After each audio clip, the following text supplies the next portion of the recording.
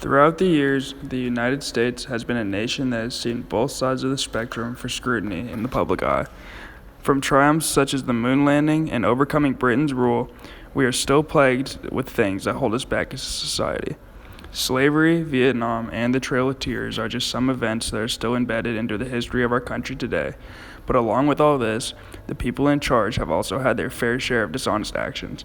Richard Nixon's Watergate, Bill Clinton's affair with Monica Lewinsky, and even Hillary Clinton's leaked documents with Russia are examples of people in power of our country doing dishonest deeds.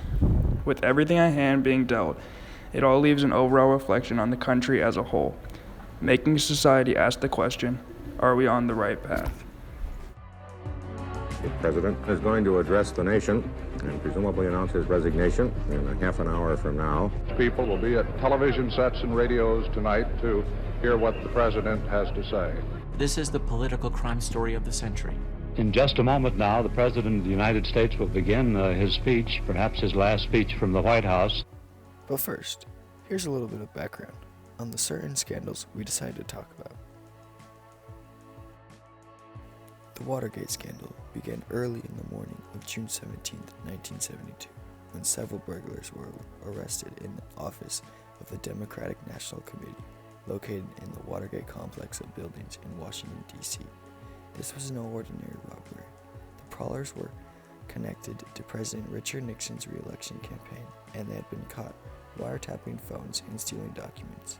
Nixon took aggressive steps to cover up the crime afterwards, and in August 1972, after his role in the conspiracy was revealed, Nixon resigned. The Watergate scandal changed American politics forever, leading many Americans to question their leaders and think more critically about the presidency.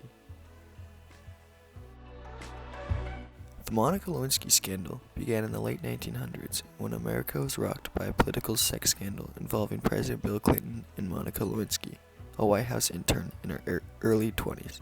In 1995, the two began a sexual relationship that continued sporadically until 1997. During that time, Lewinsky was transferred to a job at the Pentagon, where she confided her co-worker, Linda Tripp, about her affair with the president. Tripp went on to secretly tape some of her conversation with Lewinsky.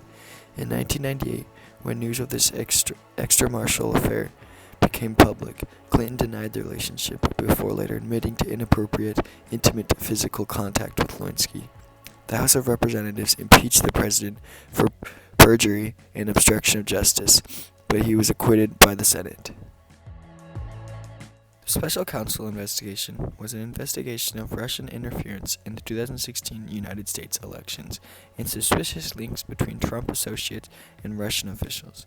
Conducted by Special Prosecutor Robert Mueller from May 2017 to March 2019. It was also called the Russia investigation, the Mueller probe, and/or the Mueller investigation. According to its authorizing document, the investigation's scope included allegations of links and/or coordination between the Russian government and individuals associated with the Trump campaign. Mueller was also mandated to pursue any matters that arose or may arise directly from the investigation. The probe included a criminal investigation which looked into potential obstruction or justice charges against Trump and members of the campaign of his administration. Now that you have a better understanding of what these three political scandals are, let's go into how they affected the economy and the social well-being of America and have affected how America has been on the right path. Nixon, the 37th United States President, succeeded Lyndon B. Johnson, who had launched the Great Society. In contrast, Nixon advocated a new federalism domestic program model. He created the Endangered Species Act and the integration of Southern schools. He ended the military draft, but he also ended the Apollo program. Nixon's primary focus while in office was on foreign affairs. Nixon ended American involvement in the Vietnam War, and his administration succeeded in achieving a negotiated settlement. But those well-publicized events overshadow how Nixon almost destroyed the U.S. economy. To cure mild inflation, he imposed harmful wage price controls that bypassed America's free market economy. Even worse, he ended the gold standard that tied the dollar's value to gold. This move created a decade of stagflation. It was only cured by double-digit interest rates, causing the devastating 1981 recession, ending the gold standard permitted the U.S. government to print dollars to solve every economic woe that ensured its value would fall indefinitely. By the time Nixon left office, he had only 24% approval rating. In most polls, he still ranks at near the bottom in comparison with other presidents. We tend to think of deep partisan polarization as a recent phenomenon, but Democrats and Republicans were deeply divided about Nixon. When he left office, half of Republicans approved in the August poll, only 13% of Democrats did. Watergate and the sea change it produced in Congress 2 years later, when the Democrats picked up 53 seats, have been lasting effects on America to this day. Half of America feared the end of times when President Trump was elected into office in 2016. But did all their worst nightmares come true? During his time in office, the economy has achieved feats more experts thought impossible. GDP is growing in a 3% plus rate. The unemployment rate is near a 50-year low. Meanwhile, the stock market has jumped 27% amid a surge in corporate profits.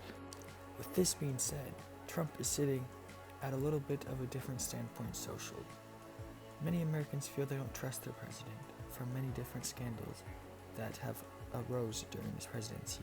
Americans still fail to accept Trump as he expresses hatred toward any social group of people who aren't rich white males.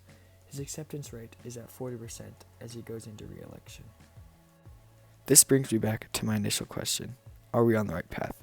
From my research of looking at the Russian investigation, I've come to conclude that although, economically speaking, America is flourishing through a strong stock market and low unemployment rates, America is not on the right path. As socially speaking, America is not at a sustainable point. When I compared Trump's scandals to others like Richard Nixon's Watergate, I looked into how America changed politically and socially after the scandal went public. Nixon's presidency was going smoothly, socially and economically, until it surfaced. Once Nixon was impeached, the U.S. went into a period of immense regression, as America didn't know if they could trust the president. With this being said, I think the same thing will happen for Trump's presidency. Americans do not trust him for his different scandals, including the Russian investigation. You can see this as already evident as the House of Representatives switched during this last midterm election to the occurrence in Nixon's presidency.